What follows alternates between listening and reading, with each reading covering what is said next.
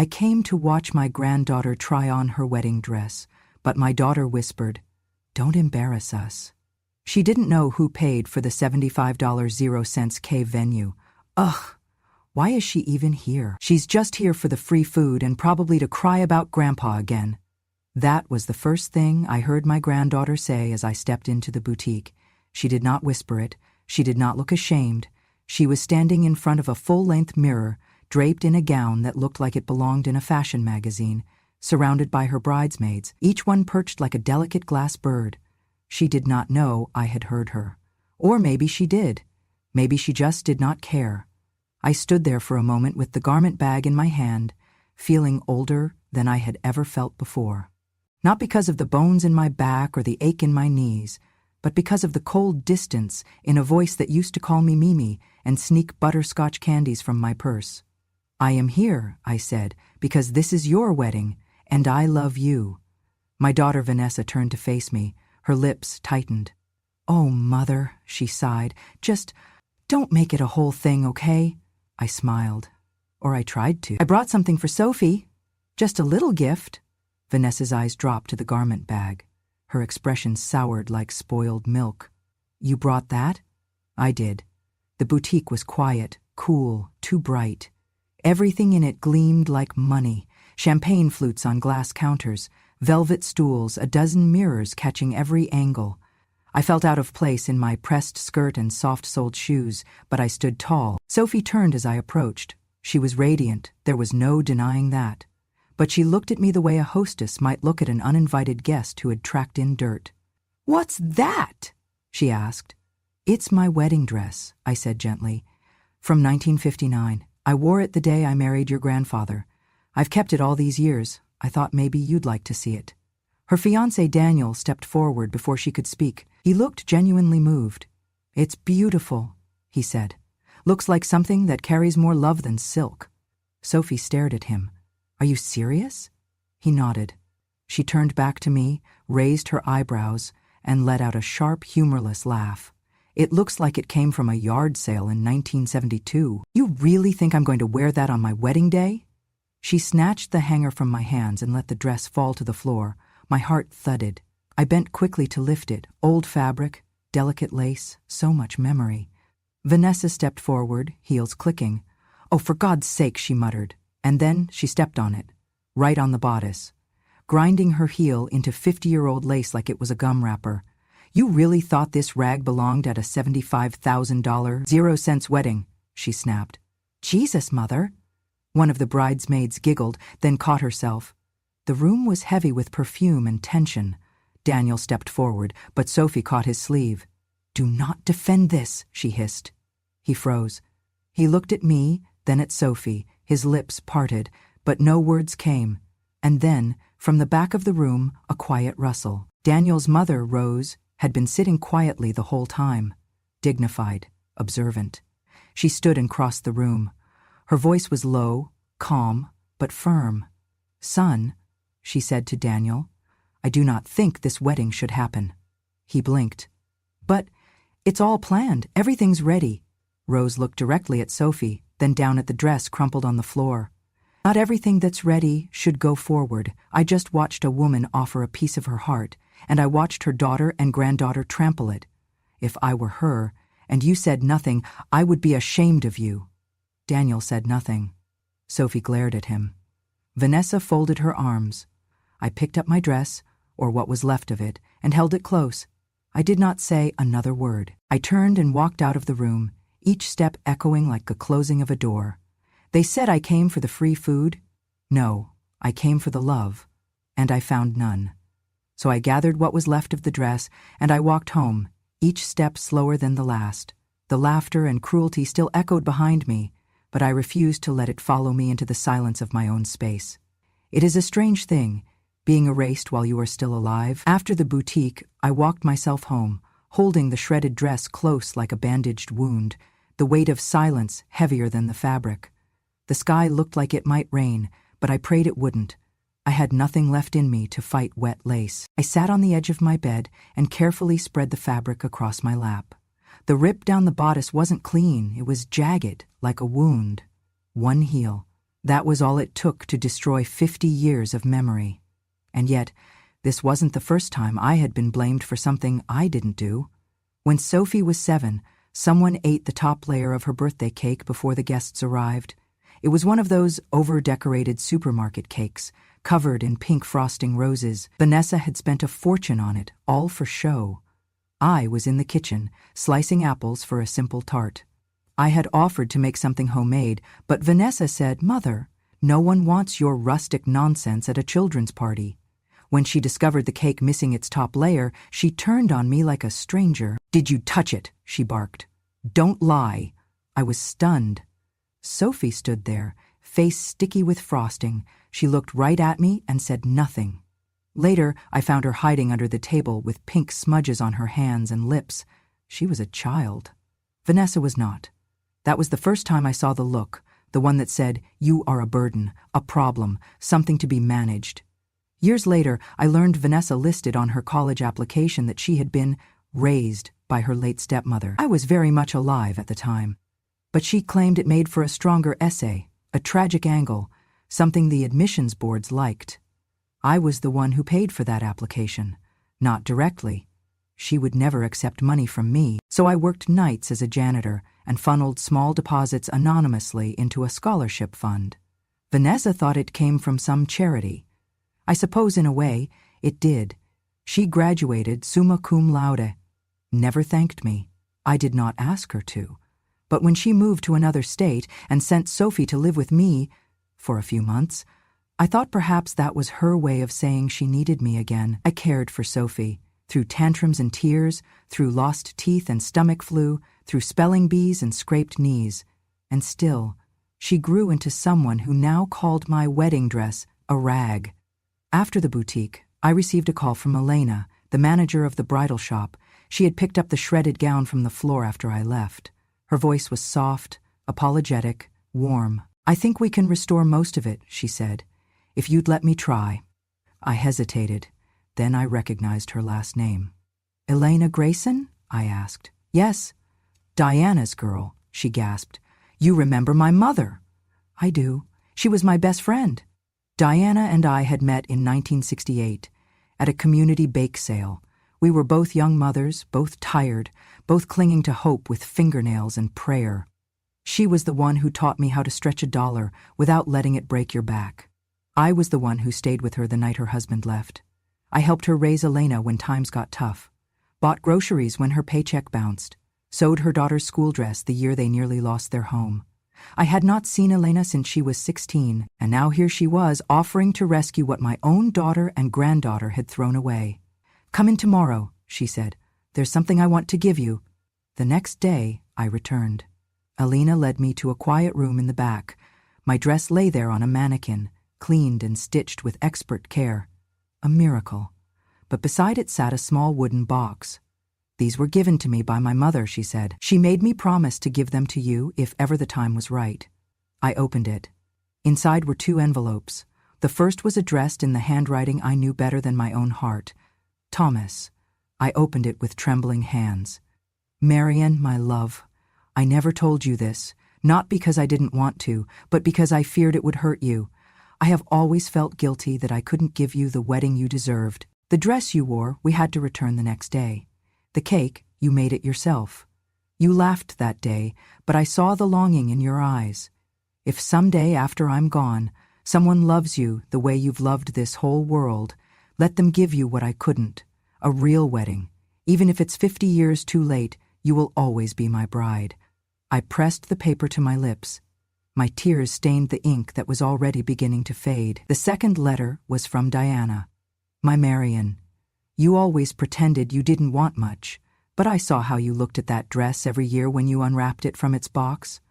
I saw how you raised Vanessa alone, how you fed her your portions when money was tight, how you gave her everything and asked for nothing. Thomas once told me, if anyone deserves to wear a wedding dress again, it's Marian. I promised him, and I promised myself, if the world ever forgets what you've done, my daughter will remember. I raised Elena to love you like blood. If she wants to plan you a wedding, do not say no. This is not repayment. This is what you have always deserved." I could not speak. I could barely breathe. All those years I spent sewing my silence into the corners of their lives. Someone had been watching. Someone had remembered. "Thank you," I whispered. Elena smiled. "You gave my family food when no one else would. My mother made me swear I would give you back your dignity if ever they tried to take it." That day, I took my dress home again, but this time it felt different. It no longer smelled of shame. It smelled of promise. A week passed after the boutique incident, long enough for the lace on my dress to fully dry, long enough for my tears to stop coming every morning. Then came the phone call. "Elena," I answered, recognizing the number. Her voice was tight, urgent. "We need to talk, in person." I met her at the same bridal boutique, though this time she brought me through the back door. She led me past rows of tulle and satin into a small office, where a thick file sat waiting on the desk. Elena shut the door. "I debated whether to tell you this," she said, "but after what they did to you, I think you deserve to know." She opened the folder. "These are the financial records for the wedding venue Sophie and Vanessa booked." I blinked. "I thought those were private." "They are, unless you're the one who paid for it." My heart stalled in my chest. "Excuse me?" Elena turned the folder toward me. It was paid for by a holding company named T&D Legacy Trust. The T stands for Thomas, the D for Diana. They set it up years ago, quietly. I stared at her, uncomprehending. She continued, "It was designed to support women they believed in, women who had been overlooked, overworked, or forgotten. You were the first name on the trust's beneficiary list. After Diana passed, her shares in a regional events company were passed into the trust. That company now owns this boutique and the venue Sophie booked." My throat tightened. "Are you saying you own 3% of the parent company, Marian?" "You didn't just pay for the venue," she said softly. "You have the authority to cancel it." For a long moment I said nothing. I remembered standing outside the boutique, dress in hand, heart in pieces. I remembered Sophie's words, Vanessa's heel. I remembered silence. "I want it canceled," I said. Elena nodded. "Consider it done." 2 days later, chaos broke loose. Vanessa received the cancellation email first. I know this because she called me, for the first time in nearly a year, not to apologize, but to scream, "What the hell did you do? You've ruined Sophie's wedding. The venue says the contract's been terminated due to a violation of ethical standards and owner discretion. You can't just make calls like that." "I didn't make a call," I replied evenly. "I signed a form, with my name, my share, my choice." "You selfish old," she began, but I hung up.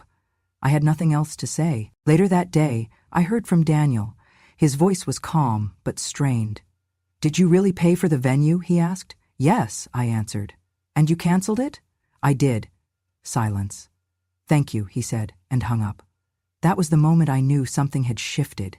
Not long after, the boutique's receptionist texted Elena a link.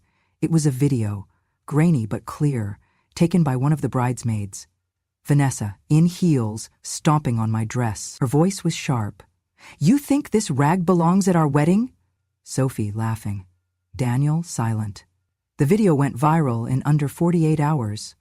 Bridal blogs picked it up. Instagram accounts reposted it with hashtags like Grandma's Dress and Bridezilla Unleashed. Even TikTok had remixes, dramatic music layered under the stomp, followed by reaction clips of grandmothers crying. Then came the backlash. Comments flooded in. "This is what entitlement looks like. My grandmother raised me. I would never. That dress had more grace than the bride will ever have. Cancel culture doesn't scare me, but this kind of cruelty does." Sophie's influencer account lost over 30,000 followers. Vanessa's PR clients pulled out of her contracts. Daniel's sister, who had been neutral until then, posted the clip with the caption, "Some things you don't come back from." And just like that, the shine wore off. Vanessa tried to save face. She issued a statement claiming emotions ran high and that the moment was taken out of context. But the internet had context, and it had a memory. Meanwhile, I received flowers. Dozens of bouquets from strangers, some with notes, some anonymous. One woman sent a hand-sewn patchwork square and wrote, "Your dress reminded me of my grandmother's hands. Saw the way they treated you. You deserved better." Elena came by that evening with another envelope. "I thought this might make you smile," she said. Inside was a formal notice from the board of directors. They had voted to recognize my contribution as one of the founding beneficiaries of the trust. An invitation was enclosed to attend a private ceremony recognizing silent women whose sacrifices built louder legacies. For the first time in a long time, I felt seen, not just pitied, seen. And as for Sophie, she posted one more photo on her account, a black and white filter over her face, captioned with a single word, regret. But I do not think she meant it for me.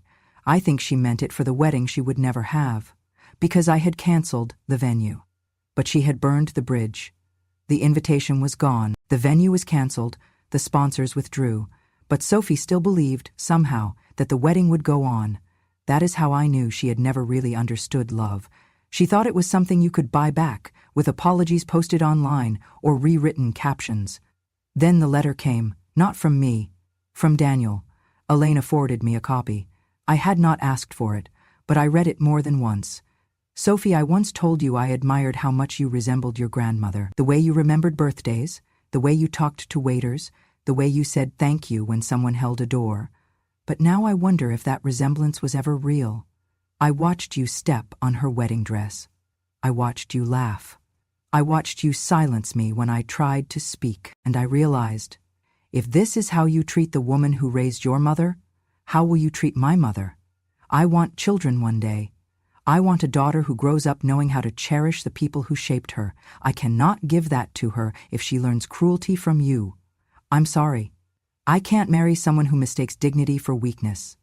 I'm returning the ring. Please return your heart to whoever taught you how to use it this way. Daniel. Elena said Sophie didn't cry at first. She screamed, smashed her phone against the edge of a dresser, locked herself in a bathroom and accused her bridesmaids of abandoning her, even though they were just standing outside, stunned, unsure how to help. And then she said the words that I had waited 40 years to hear. Not for revenge, but for reckoning. It's all Mom's fault. She poisoned me. She made me think Grandma was pathetic. She's the reason I just lost everything. Vanessa didn't argue.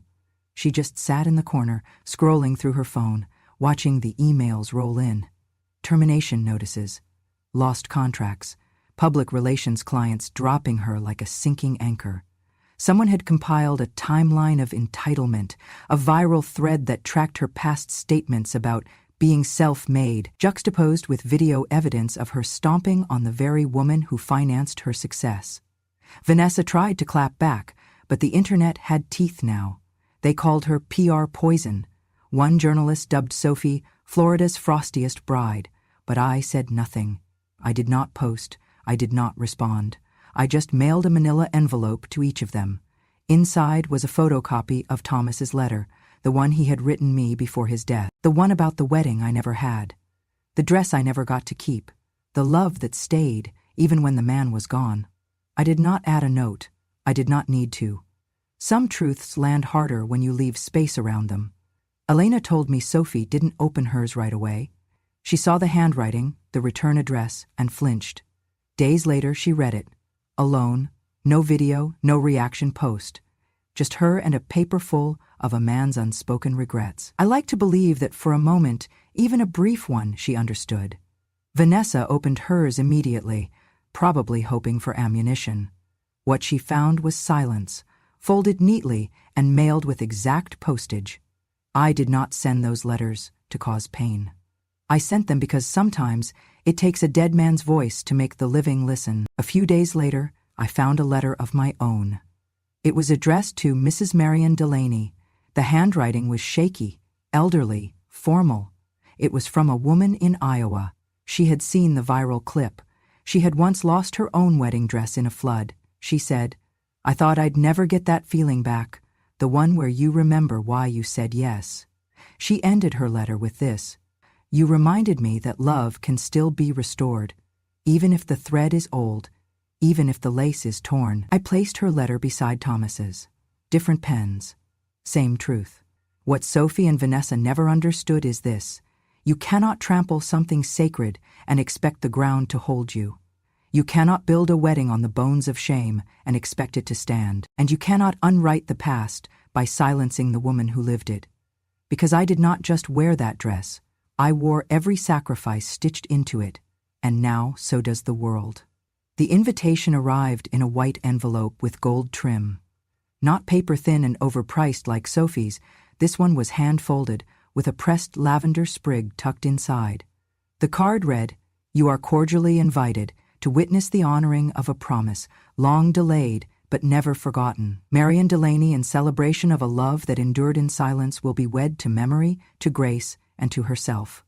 Location? The Crescent venue, formerly reserved for Sophie Delaney. Attire: anything that makes you feel whole. Gifts: not needed. Presents: everything. Elena called me that night. She didn't ask for permission. "This is happening," she said. "No more silence. No more deferring, Elena. You once gave my mother a winter coat when hers was stolen. You stayed with her the night she thought she'd lose her house. You told her she was worth something when her own husband made her feel invisible." I was quiet. "My mother never got to repay you, so let me." There was no arguing with her. She had the same resolve in her voice that I once heard in Diana's, the kind of steel that only women who have seen sorrow can wield without raising it like a weapon. So I said yes. The morning of the ceremony, the sky was clear, a deep, generous blue, not too hot, not too cold, just enough wind to lift the lace at my hem. My dress, once torn, dirtied, and dismissed, had been restored with delicate hands. The seam along the bodice now bore a line of hand-stitched pearls, added by Elena herself. "You're the only bride I've ever sewn for you personally," she told me. "Why me?" "Because this isn't fashion. It's history." I arrived at the venue in a modest town car. No limo, no red carpet, just a quiet arrival, like all the best beginnings. And when I stepped inside, I nearly wept. The hall was full. Not with influencers or Instagram filters, but with women I had met across my lifetime. A former nurse I used to ride the bus with. A librarian who once helped me file my taxes. A woman from the grocery store who had cried to me in the frozen food aisle after her divorce. Mothers, widows, working-class saints. Every seat was filled by someone who had once been told she was too old, too tired, too much, or worse, not enough. And every single one of them stood when I walked in. I did not expect applause, but they gave it to me anyway. Not because I was special, but because I had survived. At the front of the aisle, Elena stood holding a small book. Not a Bible, not a vow book. It was a journal. My husband's. She had found it tucked into the same safety deposit box as the letters. "Thomas left you one more thing," she whispered. Then she began to read. "Marian, if this ever reaches you, it means someone finally gave you what I never could. A day that was entirely yours. I hope the light hits your hair the way it did the first time I saw you in that bakery window. I hope the people watching know that grace looks like your hands. I hope you feel, in every breath, what I meant but never fully said. You made my life worth living, and if love is measured in footsteps, then I spent mine walking toward you every single day. Today, someone who loves you is standing in my place. Let them. Because love like yours doesn't wait. It deserves a ceremony, not for the world's approval, but for its own honor." I could not stop the tears then. Not when Elena looked up and said, "Today I stand here on behalf of two people who loved you more than anything, my mother and your Thomas." She extended her hand. "And today I fulfill their promise. I give you your wedding." There was no groom. There didn't need to be. The music played. A soft piano melody I recognized as the song Thomas used to hum while making breakfast, and I walked down the aisle, alone, but not empty. At the altar, I didn't say vows. Instead, I closed my eyes and whispered, "I kept the dress. I kept the faith. I kept going." The room erupted into applause again, not because I had done anything grand, but because I had endured. Because I had worn love like a second skin, even when it frayed. That day I became a bride again, not to a man, but to every part of me that had once been told to sit quietly, to smile gently, to ask for nothing. That day I said yes, to memory, to honor, to a story rewritten in full light. And this time, no one stepped on the dress. __. The morning sunlight came in cold through the windows, but inside the venue the air felt incandescent. My wedding, not a wedding to someone but to memory, to grace, proceeded under golden lights, soft music, the scent of white roses. It was simple, honest, and beautiful. I brushed a fingertip against the edge of my restored dress. Every pearl, every stitch was a testament to Saturdays spent sewing by lamplight. To sorrow surpassed, to love is remembered. I did not see Vanessa enter. It was only when I heard the guard clear his throat that I realized someone stood at the back, framed by the doorway, clutching a soggy bouquet and more regret than I've ever seen in one pleading look. Vanessa. Her face was pale as linen. Her mascara had run, but not enough to hide the fire in her eyes. She stepped forward, breath short, voice trembling. "Mom," she said. Her voice cracked the hush that had settled across the guests. The old women in the front row sat frozen, as if half expecting something else entirely. The guard cleared his throat again. I watched him hold up the guest list laminated on a badge. Rows of names, credentials, a black line drawn under Marion Delaney and all associated guests. He spoke plainly. "I'm sorry," he said. "This event is strictly for those listed. There is no entry for anyone who has enacted harm upon the guest of honor, especially when they did so by trampling her wedding dress on public video." The room held its breath. Vanessa's lips quivered. I made no movement. I did not look at her. I only stood still. When a mother of the bride is barred from entering, especially her own daughter, the world hushes and waits. Vanessa looked down at the guard's face, then back at me. Her knees shook. I want to explain," she stammered. I didn't." The guard shook his head and stepped aside. There was no aggression, only procedural finality in his posture. "No, Ms. Vanessa Delaney," he said softly. "The doors do not open for you today." At that, something in Vanessa broke. Her shoulders fell, her head bowed. She dropped the flowers, white lilies, now sitting on the marble floor at the entrance, fragile and dejected as she was. She looked at me one last time. There was sorrow there, and despair, but no entreaty. Instead, I'd have sworn I saw a new kind of understanding in her eyes, not forgiveness, not blame, but the staggering reach of what she had done. The security guard gently guided her out. She didn't resist. Her knees were so weak she had to be escorted to a chair in the lobby, slumped low, hands covering her face. I didn't move until I heard the door click closed again. Then I turned back down the aisle. The flowers nodded in the hush of the room. An older woman, one of the ladies I had once helped carry groceries, patted the seat beside her. "You were too kind," she whispered. "But today you learned you should never be walked over." Tears chased down my cheeks, but they weren't of sorrow. They were relieved. Because sometimes grace is not silent endurance. Sometimes grace is watching the one who hurt you most stand outside and be turned away. No one asked what had happened to Vanessa afterward. No media crews circled her. No tears were streamed live. She vanished behind the doors. But on the way home I received a text from Daniel. "She's gone, and I wish her peace, and you have mine." That was enough. I returned to the chair at the front of the room. The guests rose and sang, not a hymn but a ballad I knew from my youth, "Bless the Broken Road." I joined in softly. Every long-lost dream led me to where you are. Every path I took led me to you, because that day, after decades of quiet, after every doubt, every torn seam and unspoken regret, the path brought me home. No groom stood beside me, but I stood with everyone made whole by kindness withheld from cruelty. And in that moment, that wedding, the one I thought lost to memory, was finally mine to keep. They called me Florida's honorary bride. They called her the granddaughter who stomped a wedding dress. It was a headline I never wished on anyone. But sometimes, the story writes itself. After the ceremony, the local news ran a feature called "The Wedding That Waited 63 Years." They aired photos of me walking down the aisle alone, describing the quiet dignity of a celebration built not on opulence, but on gratitude. They highlighted Elena's efforts, Thomas's letters, and the legacy of the dress that had survived shame, memory, and fire. I did not know Sophie had seen it, until the screaming. Not from her, from others. At first it was just whispers near the buffet table. "There's a woman near the doors, looks agitated. She's not on the list. She's holding something in her purse. I think it's wine." Then I heard the voice, familiar, venomous, hoarse with fury. You think you won, old hag? You think this is justice?"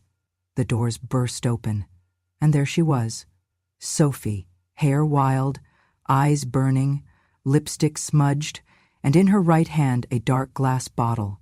Guests gasped. Someone dropped a plate. She stormed down the aisle like it owed her something. "You all want to see how sacred this symbol of love really is?" she screamed, holding up the wine. "I'll show you what this filthy old rag means." She raised the bottle. Time stopped. I did not flinch, but someone else moved faster. Elena. She intercepted Sophie mid-lunge. Her arm caught Sophie's wrist just as she began to swing. The bottle slipped, thudding harmlessly onto the carpet, cork still intact. But Sophie was not done. She reached into her sleeve, and out came a small, curved blade. A steak knife. She lunged again, this time toward me. "You want to marry your past? Fine. I'll slice it open so you bleed truth all over your lies." 2 security guards leapt from the side doors. They tackled her before she reached the stage. Gasps, screams, the scuffle of heels and chairs. Sophie's dress tore as she fell. The knife skidded across the floor. I stood completely still, not because I was brave, because I was done flinching for people who never once flinched for me. The guards cuffed her hands. She thrashed, spit curses, tried to twist away. "You ruined me, all of you. She's nothing. She's a maid in a stolen gown." Someone filmed it. The footage aired that evening, and the next, and the next. Florida bridezilla attacks elderly grandmother at wedding ceremony.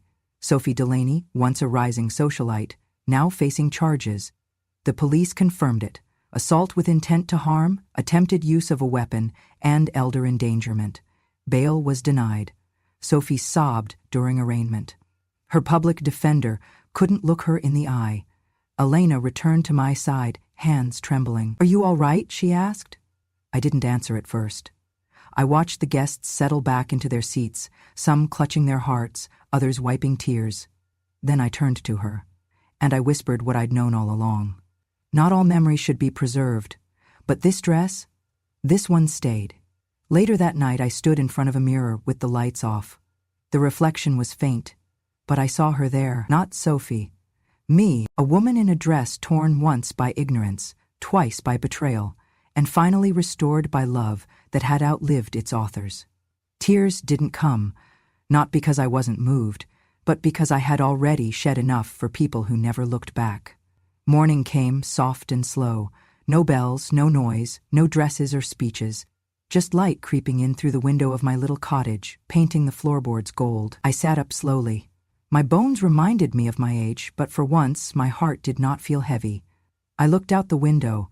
The garden was quiet. A squirrel darted between the hydrangeas.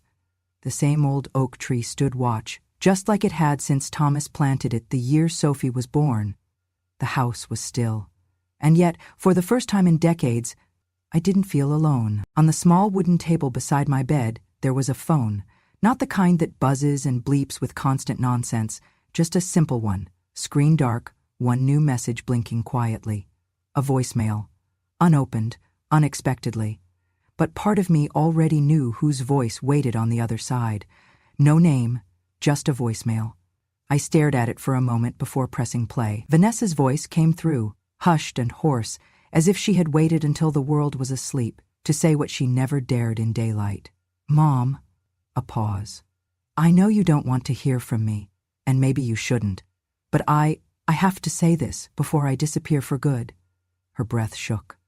"I don't expect forgiveness, not anymore, because I know you've already forgiven too many people who didn't deserve it." Another pause. Then, "You took hits from your own mother. You stayed married to a man who drank more than he spoke.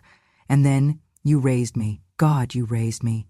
You gave everything and asked for nothing, and I treated you like a burden, a ghost to be erased." I could hear the tears now. Not loud, just wet air against the microphone. "You sent me to college. I told everyone you were dead. I called your love embarrassing. I let Sophie spit on the only piece of history you held sacred. And when you tried to bring your dress to her fitting, I let her throw it in the trash." She sniffled. "I don't know who that makes me, Mom, but I know it's not a daughter. I saw the ceremony, on the news. I saw you smile, not out of spite, just Peace. And for the first time I realized you've always had something I never did. The strength to love without condition. There was another long breath. I can't be near you. I've ruined too much, and I don't think I'll ever fix what I broke. So I'm going away. A beat passed. I don't know where, just far, somewhere quiet. And I won't bother you again, I swear. Then came the last words, shaky but clear. Live long, Mom. Be strong. For Dad. For yourself. And if it helps, pretend I never existed. The message ended. I did not press replay. I did not cry. I stood up, walked to the display case I had built with Elena's help, a tall glass cabinet tucked into the corner of the room. Inside it, carefully mounted and encased in gentle lighting, was the wedding dress. Not as a relic, but as a monument. A testament. I opened the case slowly, took a soft cloth, and gently wiped a spot of dust from the glass. Then I looked at the plaque Elena had added beneath the hemline, just last night. Some walk away carrying shame, but the one who stays carries memory and turns it into grace. I closed the cabinet. The past was locked safely inside, but I was not. I was finally free. Thank you for staying with me through every silence, every scar, and every stitch of truth. This wasn't just a story about a dress. It was about dignity reclaimed, about the quiet kind of justice that doesn't shout, but endures.